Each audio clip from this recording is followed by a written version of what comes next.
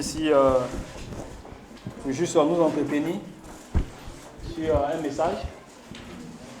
Mais avant d'entrer dans le vif du sujet, je tiens à dire merci à Dieu pour ceux qui m'ont précédé, la chorale avec notre dirigeant Amalaman. Nous avons encouragé sur le don. Ensuite, si on va baisser la tête et recommander ce temps à notre Seigneur Jésus.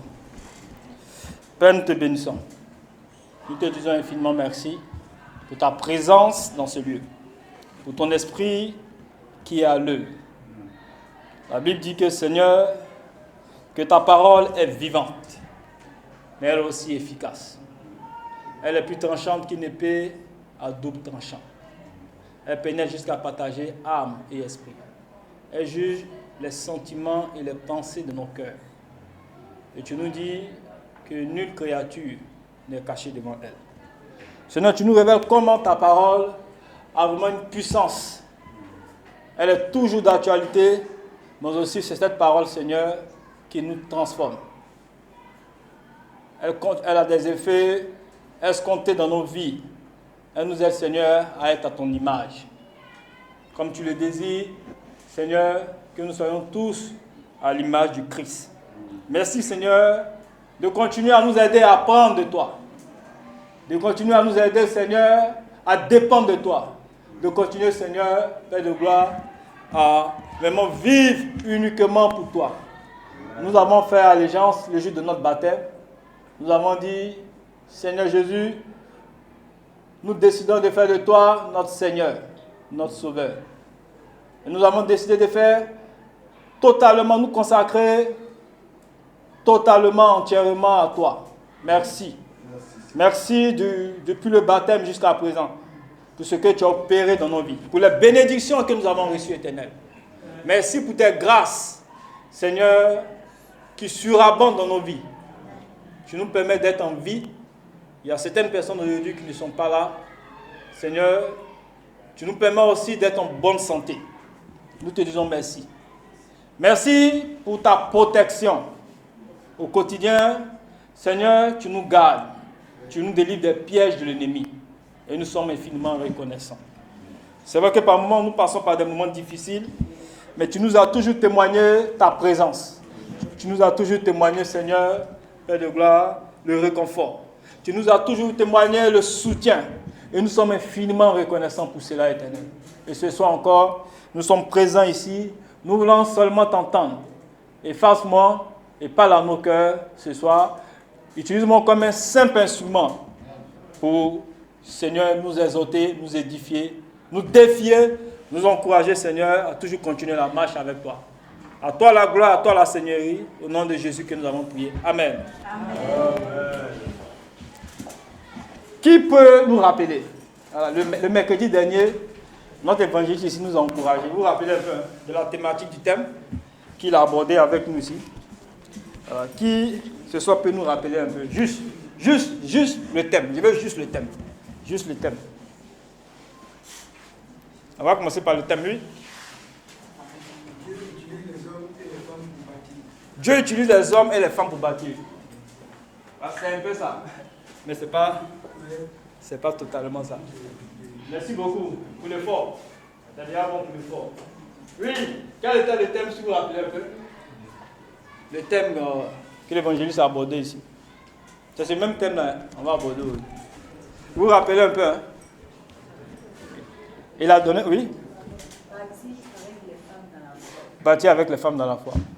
Non. Et le mercredi, il n'y a pas dit au culte. Au culte du dimanche, ça c'est le culte du dimanche. Il a dit le mercredi. Dernier. Oui, on passe. C'est en quoi Jésus est Seigneur de notre vie. En quoi Jésus est Seigneur de notre vie? Oui, c'est un peu ça. Un peu ça, il reste un peu. Un peu ça. Excusez-moi, je ne suis pas perfectionniste, mais c'est le thème que je veux. Oui. Pourquoi je refuse de faire Jésus? Pourquoi? Alors ça, c'était un point qu'il a abordé. Merci. Oui. Les bases de notre culture. Voilà, la base principale de la convention des disciples. Merci. Est-ce qu'on peut faire un bon plus? Il y a bien un banc. Bon, celui qui a fait deux bancs, qui a fait deux bancs. S'il est ton voisin, il faut le montrer. Ton voisin, il va nous dire un peu quels étaient les 2 points qu'il a abordés. En Christ, c'est la vérité. Si ton voisin a fait 2 bancs, il faut le dénoncer. Il va nous dire le premier point. Quel était le premier point? Heureusement que je ne vous ai pas vu. Quel était le premier point qu'il a abordé? Le premier point que l'évangéliste a abordé. Si on oublie, on va revenir encore sur le même message. Oui. Exactement. Jésus-Christ est Seigneur, qu'on le veuille ou pas. Ça, c'est très bon. Voilà. Très bon. Et quel était le deuxième point? Le deuxième point? Oui. Bon, je sais qu'il a parlé de pourquoi est-ce que les hommes refusent le fait de Jésus est Seigneur. Exactement. Pourquoi nous refusons le fait de Jésus notre Seigneur? Alors, faisons 2 bons pour les 2. Ça fait 3 bons. D'accord, quoi? Il y a un petit en retard. Mais il ne faut pas être en retard. Le retard n'est pas bon. Voilà. Donc, vous avez toutes les salutations de l'évangéliste. Il se porte bien. Aujourd'hui, on a pu échanger par la grâce de Dieu. Il va bien. Voilà. Normalement, ils finissent le dimanche. Voilà. Ils sont en train de faire un atelier de formation là-bas. Voilà. Pour les 10 prochaines années de l'Église. L'Église est en train de réfléchir en avance. Voilà. En avance. Donc, le premier point, on a dit Jésus est Seigneur, que nous le reconnaissons ou non. Voilà. Que nous le reconnaissons ou non. Exactement. L'évangéliste nous avait dit que voilà, on doit donner la place qu'il convient à Jésus dans notre vie. On doit lui donner la place. Nous devons donner à Jésus la place qu'il mérite. Mais frère, parfois ce n'est pas toujours le cas. Ce n'est pas toujours le cas. Parfois, ce n'est pas toujours le cas qu'on donne la place à Jésus. Alors que Jésus est premier en tout. Frère et sœurs, c'est Jésus qui contrôle notre vie. La personne ici n'a demandé à la date de sa naissance. Alors nous sommes nés, Dieu avait déjà prévu en avance. Voilà. Il a prévu où nous allons naître, notre origine, la couleur de notre peau, que nous voulons pas, le Christ contrôle quasiment toutes les choses qui nous concernent. Ça, c'est une vérité biblique. Cependant, la seule chose que nous contrôlons, c'est notre volonté. Mais c'est lorsque Jésus devient le maître et Seigneur de tout notre être que nous choisissons volontairement de lui remettre notre volonté. Pourquoi refusons-nous de reconnaître que Jésus est Seigneur? Vous avez parlé de la peur. La peur de ce qu'il pourrait nous demander. Voilà, en tant que disciple, voilà, on remarque toujours que Jésus a un standard qui est beaucoup élevé. Hein. Voilà, qui est un standard qui est élevé. C'est son standard là. Vraiment, quand on regarde, son standard qui est vraiment élevé, c'est pas facile. Parce qu'il y a des choses, par exemple, que Jésus va nous demander. Jésus va nous demander des choses, par exemple, en tant que disciple. Il peut nous demander quoi? Être comment? Être des disciples quoi? Il y a beaucoup de choses, hein, mais cite quand même. Un disciple fidèle. Vous voyez? Jésus va nous demander d'être un disciple fidèle. Mais dans ce monde-là, vous voyez, pour être un disciple fidèle, ce n'est pas facile. Un disciple fidèle. Nous tous là, quand on est baptisés, quand on commence un contrat, Seigneur, on veut remuer à Abidjan. Chaud! Moi, je me rappelle, j'étais avec mon gars, on allait au cœur de Cocody, là, au CHU, là. On est là-bas. Seigneur! Moi, je mets ma route à poursuivre. Ça, c'est la précise. J'ai dit, mon gars, il y avait la précise, il était par la police. Donc, mon frère, il a pris sa Bible, nous, moi, j'ai pris ma Bible, on partait. Les 2 pasteurs. Donc, on arrive au cœur maintenant. Nous étions en train de prêcher. Mais l'atmosphère là-bas, là, était bizarre.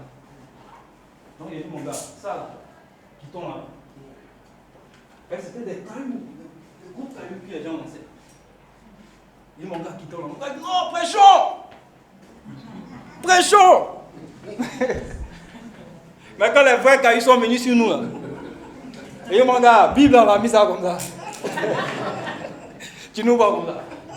On a fui, on est entré dans le bas-fond du campus, là. On est sorti là, à l'autre côté, là. Nous étions chauds. Nous étions chauds. Mes frères et sœurs. Mais avec le temps, si vous remarquez, c'est pas facile. Fidèle. La fidélité dans la mission, avec le temps souvent, ça prend du coup. Parce que la vie est difficile. Ça prend du coup par moment. Donc ma soeur, merci.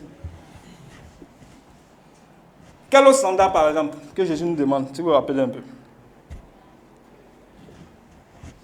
Oui. Jésus veut que nous puissions être des disciples qui sacrifient.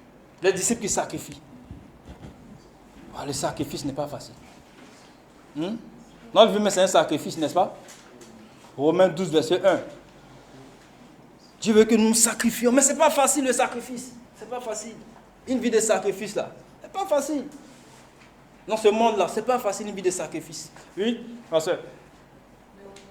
Le renoncement par moment. Le renoncement. Parfois, ça peut être individuellement. Tu es là, tu fais un programme.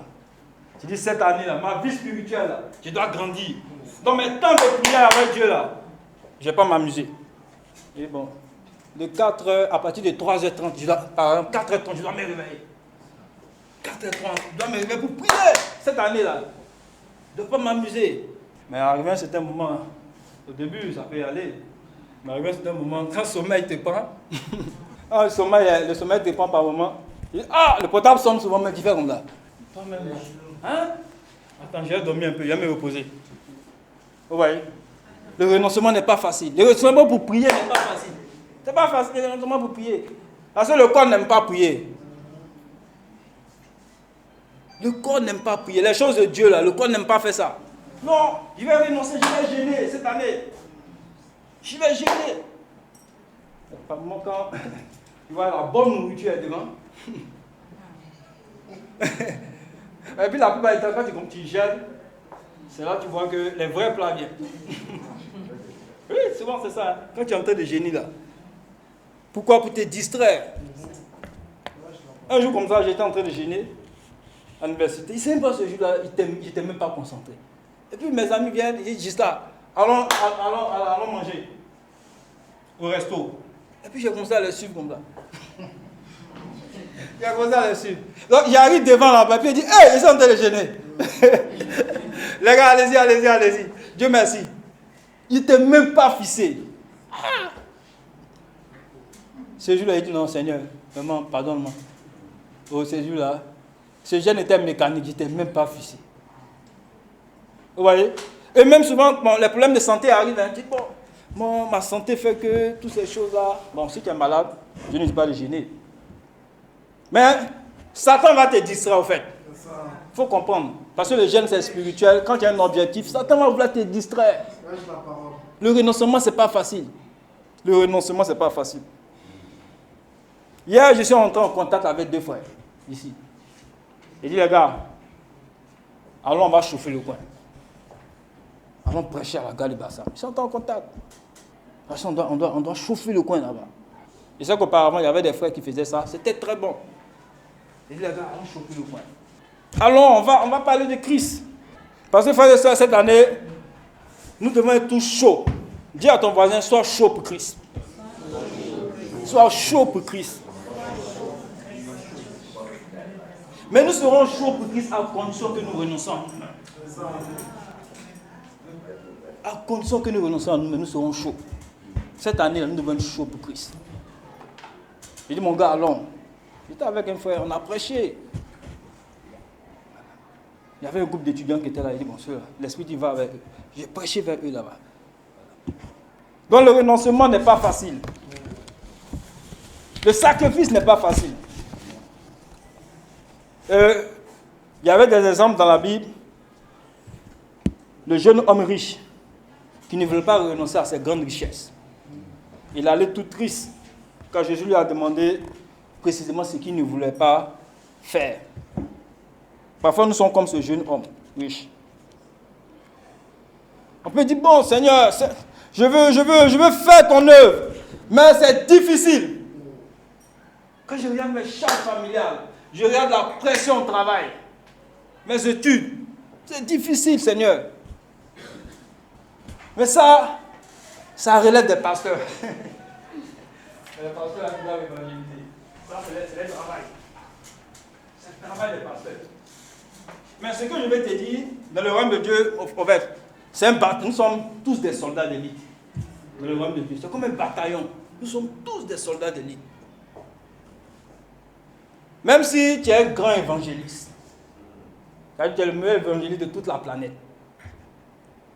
Mais le pasteur, hein, le plus grand pasteur de toute la planète. Mais tu as besoin des autres. Tu as besoin des autres. Vous voyez, un pasteur seul ne peut pas faire l'œuvre. Un pasteur. Donc, nous sommes une équipe. Nous devons travailler ensemble. Amen. Nous devons travailler ensemble. Vous voyez, Jésus nous demande aussi la formation spirituelle. Dans ces derniers moments, quand je regarde un peu, au niveau des statistiques, frères et sœurs, c'est alarmant. La plupart d'entre nous, on ne se fait plus former. La plupart d'entre nous. La formation. La plupart d'entre nous, je sais que nous n'allons pas à notre temps de formation. Jésus nous demande la formation, Matthieu 28, verset 21. Il dit enseigne là, obéir, 19 à 20. Donc la formation, Jésus nous demande aussi à être vraiment notre partenaire officiel de formation. Parfois, nous pensons être matures pour diriger notre vie. C'est ça, hein? Parfois, on pense qu'on est mature, on veut diriger notre vie. On veut seul diriger notre mariage. Notre vie de célibat, on veut seul diriger ça. Mais, frères et sœurs, alors que la seule personne qui peut diriger tout ça, c'est Jésus. C'est pourquoi quand nous devons aller à notre temps de formation, et puis être honnête, on est là, on est vulnérable, puis on nous aide. C'est important. Amen. Frères et sœurs, nous avons le doute sur les intentions de Jésus. C'est vrai, hein? Aussi, nous avons le doute sur les intentions de Jésus. Parfois, nous ne sommes pas convaincus que Dieu veut notre bien. Oui, parfois ça arrive. Hein? Satan nous fait croire que toi là, est-ce que Dieu t'aime? La situation que tu es en train de traverser. Là. Hein? Moi, comme il y a des évangiles mensongers, hein? Alors, comme le dirigeant disait tout à l'heure. Ils vont nous dire qu'un chrétien ne doit pas souffrir. Oui, il y a des évangiles comme ça. Mon frère, mais pourquoi tu souffres? Hein? Ça, c'est un sorcier qui fait ça. Non, dans ta famille, là. Oui, il y a des évangiles comme ça. Le chrétien ne doit pas porter sa croix. Le chrétien ne doit pas renoncer à lui-même. Tout est facile tout est facile. Non, mais regarde, toi, tu es réellement chrétien, tu es réellement né de nouveau, et puis tu passes par cette situation-là. Non, c'est qu'il y a un problème. Frère et sœur, il n'y a pas de problème. Il faut savoir que Dieu veut toujours notre bien. Amen. Jérémie 29, verset 11 dit qu'il a formé des projets de paix. Mais cela ne veut pas dire que nous n'allons pas rencontrer des difficultés. Oui. On va rencontrer des difficultés. Mais le Seigneur sera avec nous. Amen. Dieu veut que nous soyons heureux. Dieu veut que nous soyons heureux dans notre mariage. Amen. Quel célibataire qui a parlé? Ne pas encore marié. Dieu veut que nous soyons heureux. Mais ça ne veut pas dire que nous n'allons pas passer par les difficultés. C'est ça. Nous aurons les épreuves. Et je vais dire quelque chose aussi qui est délicat. Voilà. C'est délicat aussi. Ça, c'est, par exemple, on peut être marié depuis des années et puis on n'a pas d'enfant. Oui, ça arrive. Ça arrive. Et ça, c'est quelque chose qui est délicat. Qui est délicat quand on n'a pas expérimenté la grâce de la maternité. Vous voyez? Moi, simplement ce que je peux dire ici, voilà. On peut prier depuis des années, voilà. On gêne, on a la foi, on est des chrétiens authentiques, et puis les enfants ne viennent pas. Vous voyez? Mais avoir des enfants, c'est une grâce. C'est Dieu qui donne la vie. C'est une grâce. C'est pas parce que tu pries beaucoup ou tu es plus. Non, c'est une grâce. Les enfants sont des dons de Dieu, comme la Bible dit. C'est une grâce. Mais sachez que dans toutes ces choses-là, l'amour de Dieu ne change point. L'amour de Dieu ne change point. Dieu nous aime tous. L'amour de Dieu ne change point.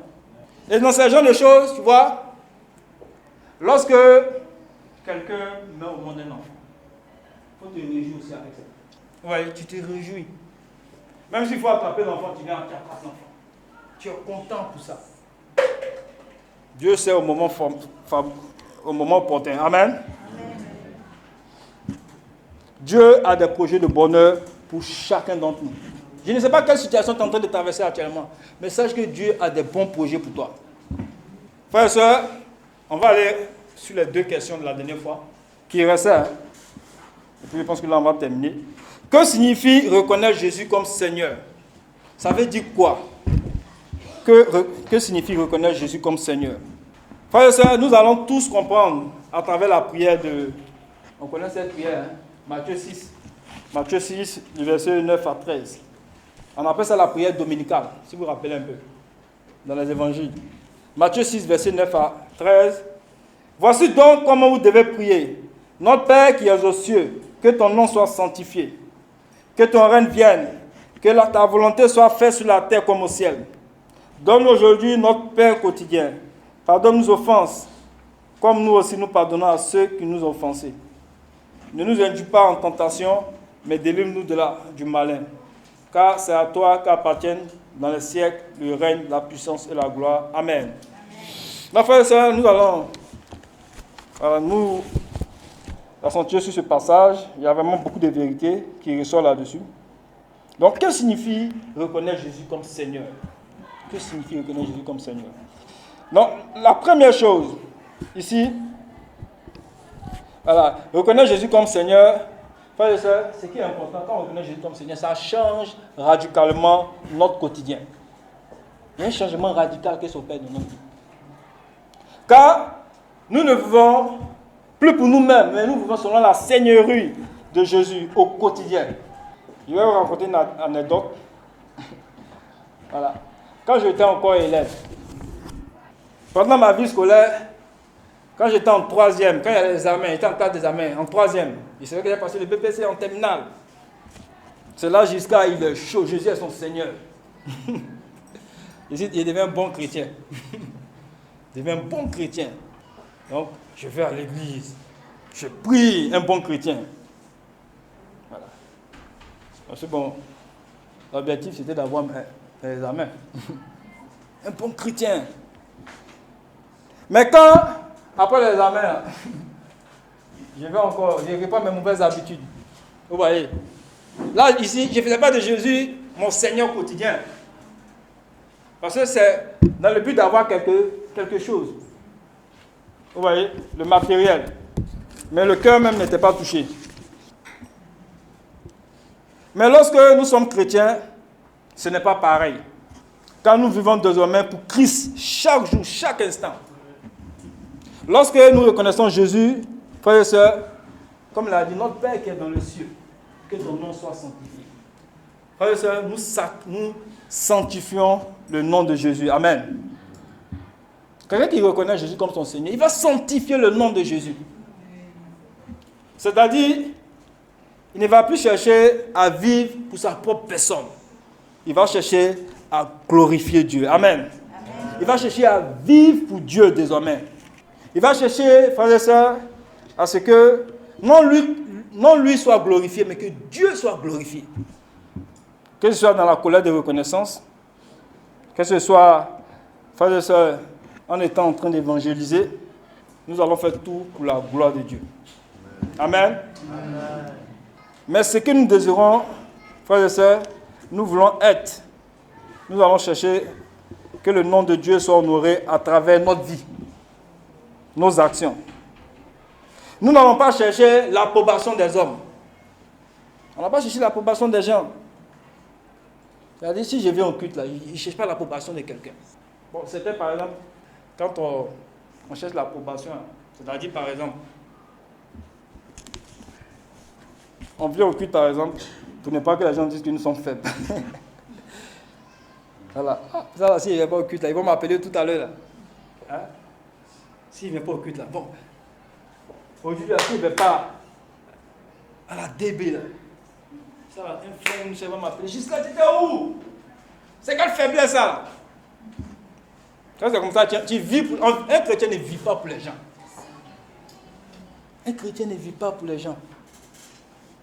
Il ne cherche pas l'approbation des gens. Mais il cherche à glorifier Dieu. Il cherche à honorer Dieu.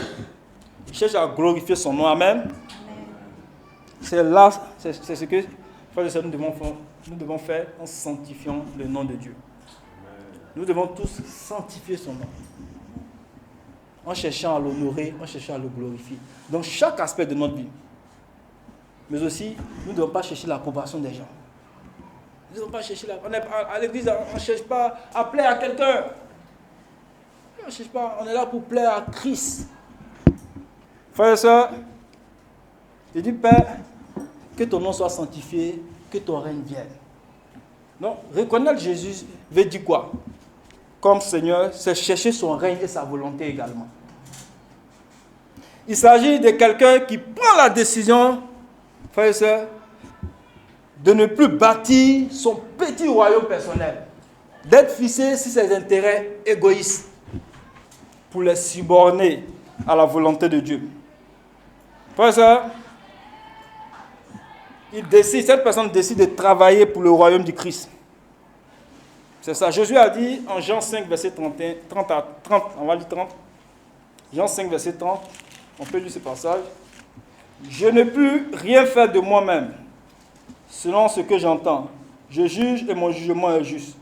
Parce que je ne cherche pas ma volonté, mais la volonté de celui qui m'a envoyé. Jésus cherchait toujours à faire la volonté de Dieu. La volonté de Dieu avant sa volonté.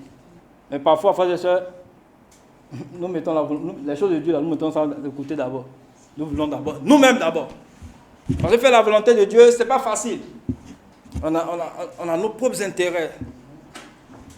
Je vais mes intérêts là, je vais mettre de côté. Et puis je vais mettre les choses de Dieu devant. Là. Ça là, c'est pas facile.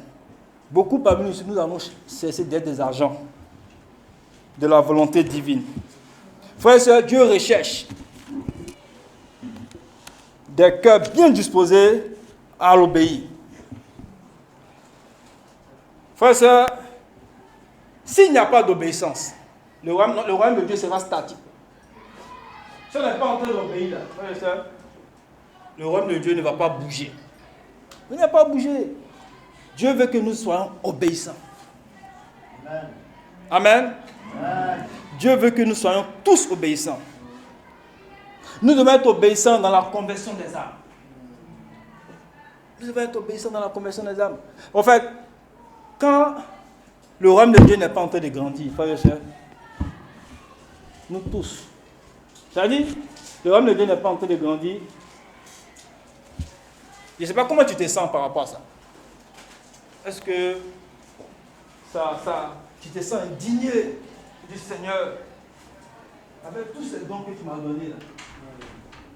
Ces dons-là.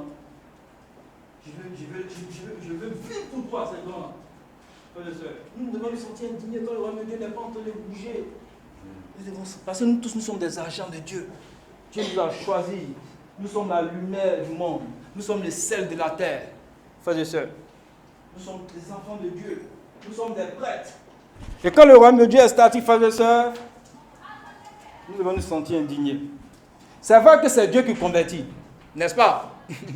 C'est Dieu qui convertit les âmes. Mais si nous n'évangélisons pas, les gens ne seront pas sauvés. Oui, c'est ça, c'est Dieu qui convertit. Mais c'est nous sommes quoi? Nous sommes tous des instruments. La Bible dit, Jésus a dit, venez avec moi, je vous ferai des pécheurs d'hommes. Vous voyez? Un pécheur d'homme, c'est un instrument de Dieu, que Dieu utilise. Mais si nous ne l'évangélisons pas, les gens ne seront pas sauvés. Dans ces derniers temps, là, dans mon quartier, là, il y a des gens que je rencontre. Bon, ce sont les drogués, là. Alors, il y a des drogués au quartier, là. Je dis, Seigneur, ceux-là. En fait, quand j'ai arrivé nouvellement, ça m'énerve pas. Je suis honnête, hein. Je ne vais pas cacher quelque chose. Je suis honnête. En fait, quand je les vois au début, là, je dis, Seigneur, je me sentais indigné, mais quand je les voyais, vraiment, au fond de moi, je n'étais pas vraiment content. C'est-à-dire, tellement la drogue en train de les maltraiter, là. ils ne se lavent pas. Ils sont couchés dans la rue comme ça. Ils sont méconnaissables. Ils disent, ah Seigneur. Elle dit, ça même les parents même là. Les parents là, ils ont hérité, ça ils m'ont fait pas. Quand j'ai regardé, il dit, Seigneur, c'est là. Donne-moi le cœur de compassion pour aller vers eux. Sinon, moi personnellement, je ne peux pas aller vers eux. Donne-moi un cœur de compassion. Sinon, je ne peux pas aller vers eux comme ça. Donc dans la prière, j'ai prié. Je ne me suis pas levé un jour comme ça. J'ai prié. Parce que le combat n'est pas physique. Le combat est d'abord spirituel. Un jour, je suis allé prêcher à la 2, je reviens. Malheureusement, qu'est-ce qu'il veut dire là? Tellement il était fatigué, je me suis couché. Et Dieu me montre dans un songe. Je suis avec des. C'est-à-dire à côté de ma couleur, les drogués, excusez-moi du thème. Voilà. Et puis, j'étais en train de parler, c'est comme si j'étais en train de les évangéliser. Et puis, j'ai un gars là-bas qui est quitté là. En fait, c'est un démon. Il n'était pas content. Il a commencé à me pousser, quitte ici.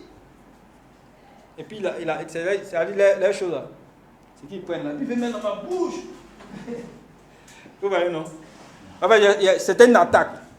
Il a dit, Seigneur, ça, on va régler ça dans la prière. Donc, j'ai commencé à prier. Pour que Dieu me donne au moment opportun à pouvoir m'approcher d'eux. Donc, ce dernier moment, je vais vers eux. Tout d'un moment, j'ai donné une Bible à un. Il y a un mois, je lui ai proposé, ah mon gars, est-ce que tu es disponible pour qu'on étudie la Bible? Donc, priez aussi pour moi, quoi. Voilà. Dieu fait rien par hasard. Ça dit, Dieu fait rien par hasard. Si Dieu m'envoie là-bas, voilà. Il peut passer par moi aussi pour sauver quelqu'un là. Au lieu de rester, au début j'étais avec mes gars, il dit non, j'étais avec mon colocataire là. Voilà.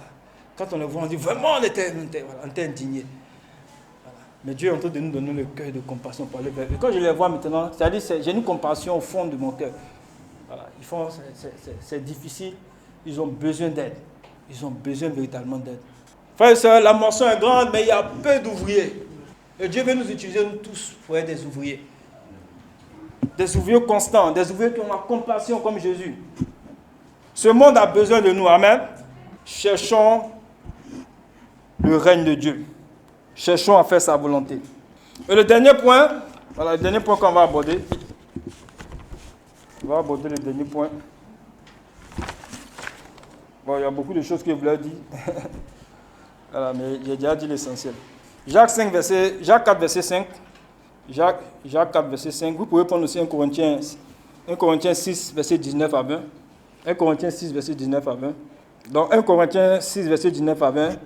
Frères, nous avons été rachetés à un grand prix. Amen. Dans Jacques 4, verset 5. Voilà, frères et sœurs, nous devons confier nos combats et nos tentations. Voilà. Il y a des combats. Tout cela, nous devons confier ça à Jésus. Puisque nous avons fait de lui notre Seigneur. Il y a le combat, nous devons lui confier ça. Nous devons nous soumettre à lui. Nous soumettre à Jésus, c'est accepter qu'il nous protège et qu'il combatte pour nous. Parfois, il y a certains combats là. Là, Jésus va gérer ça pour toi. Parce qu'il est Seigneur. Amen. Donc, frères et sœurs, le quatrième point. Pourquoi Jésus veut-il devenir notre Seigneur? Nous allons voir un peu. Jésus insiste pour entrer dans notre vie, frères et sœurs. C'est parce qu'il veut. Il ne veut pas nous priver de notre liberté. Mais c'est parce qu'il nous aime et aussi il connaît aussi nos limites, nos faiblesses. Je vais prendre l'exemple de.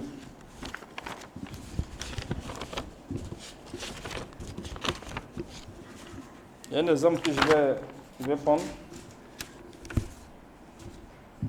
Par exemple, imaginez-vous un voyageur, par exemple. Voilà, il est dans un hélicoptère. Il survole dans un petit avion et il voit, par exemple, voilà, une voiture qui tente de doubler un énorme camion. C'est-à-dire, il y a un virage, par exemple. Vous connaissez un peu les virages. Donc, lui qui est dans l'hélicoptère, il est là-bas, puis il regarde. Donc, il y a un monsieur qui vient dans son véhicule. Et puis, tout à coup, il y a un gros camion qui est là. Vous voyez, vous savez, les virages, c'est un peu difficile. Hein? C'est un peu difficile. Et lui qui est à l'autre côté là-bas, il voit que, certes, le gars, il a pu éviter le gros camion. Mais en allant encore, parce que c'est un virage. Il y a un autre véhicule encore qui arrive devant. Maintenant, lui qui est dans l'hélicoptère, là, il veut communiquer avec celui qui est dans le véhicule, là. Mais il n'arrive pas à communiquer avec la personne. Et le conducteur, lui, il veut aller seul. Le virage est dangereux. Donc le pilote qui est là-bas, là, il suit la scène. Il regarde. Mais il aimerait pouvoir communiquer avec le conducteur. Mais c'est compliqué. C'est pareil, frères et sœurs. Nous sommes tous des conducteurs sur la route de la vie. Nous sommes tous des conducteurs sur la route de la vie. Nous ne pouvons pas voir ce qui se cache par-delà le virage. On va, il y a les dangers. La semaine prochaine, on ne sait même pas ce qui va se passer. Alors que Jésus, c'est le meilleur pilote. Il veut nous indiquer quand nous devons aller de l'avant. Quand nous devons nous arrêter. Jésus veut nous aider par rapport à ça. Parce que lui, il voit les virages. Il voit les virages. Et frère et soeur, il serait vraiment totalement insensé de refuser cette offre de Jésus. Jésus est bienveillant, amen. Jésus est quelqu'un de bienveillant.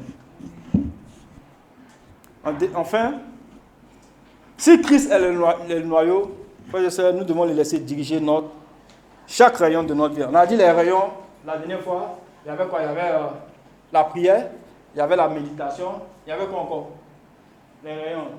Qui se rappelle un peu? La communion fraternelle, il y a un autre rayon encore, le dernier. Le jeûne, non? Voilà, le jeûne, c'est 4 réunions là. Jésus veut nous diriger.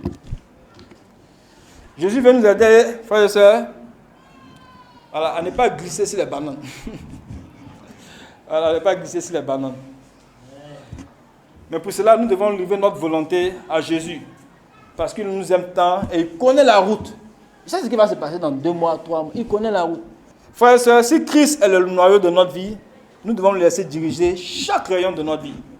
Chaque rayon de notre existence. Ne vivons plus pour les bananes de ce monde, mais livrons notre volonté à celui qui connaît nos besoins mieux que nous-mêmes. Amen. Frères et sœurs, ce soir, voici ce que j'avais à partager avec chacun d'entre nous. En particulier moi d'abord. Que Dieu vous bénisse et à lui ce soit la gloire. Père, nous te bénissons pour ta grâce, pour ton amour, pour ta fidélité dans nos vies. Nous avons fait allégeance avec toi en t'acceptant comme notre Seigneur et notre Sauveur. Et Seigneur, nous savons qu'il y a beaucoup de bananes, il y a beaucoup de défis. Nous ne voyons pas devant. Mais Seigneur, avec assurance, Seigneur, comme David l'a dit, Seigneur, que l'Éternel est mon soutien. L'Éternel est mon salut. L'Éternel est ma lumière. De qui aurais-je crainte? Nous savons que ce monde, Seigneur, nous serons confrontés à des défis. Mais Seigneur, tu nous as dit que tu seras avec nous jusqu'à la fin du monde. Affermis notre cœur, que tu nous aides à marcher dans tes pas, que tu nous aides à diriger par ton esprit. Nous voulons te servir humblement cette année 2026. Seigneur, remplis-nous de ton esprit. Seigneur, équipe-nous, Seigneur, pour œuvrer pour toi, pour l'avancement de ton royaume éternel. Merci pour ta seigneurie dans nos vies, ta seigneurie dans nos décisions, Seigneur. Ta seigneurie, Seigneur, Père, dans notre manière, dans notre approche à l'égard de toi, Seigneur. Ta seigneurie dans nos cœurs, dans chaque aspect de notre vie éternelle. Merci, Seigneur, pour tout. Nous savons que nous t'aimons énormément, Seigneur. Merci encore pour tout et que la gloire, l'honneur te revienne au nom de Jésus. Amen.